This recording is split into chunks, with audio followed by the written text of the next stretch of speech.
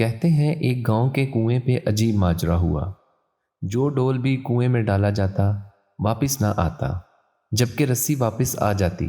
سارے لوگ خوفزدہ ہو گئے کہ اندر ضرور کوئی جن جنات ہے جو یہ حرکت کرتا ہے۔ آخر اعلان کیا گیا کہ جو بندہ اس راز کا پتہ لگائے گا اس کو انعام دیا جائے گا۔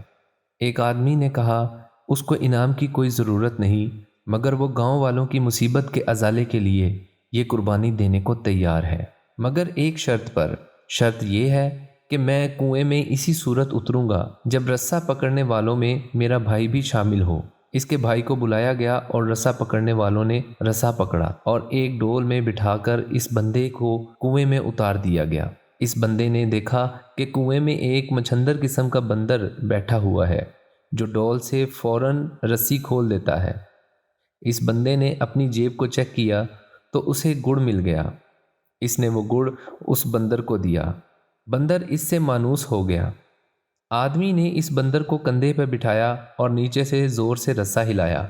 گاؤں والوں نے رسا کھینچنا شروع کیا اور جوں ہی ڈول اندھیرے سے روشنی میں آیا، وہ لوگ بندر کو دیکھ کر دہشت زدہ ہو گئے کہ یہ کوئی عفریت ہے جس نے اس بندے کو کھا لیا ہے اور اب اوپر بھی چڑھ آیا ہے۔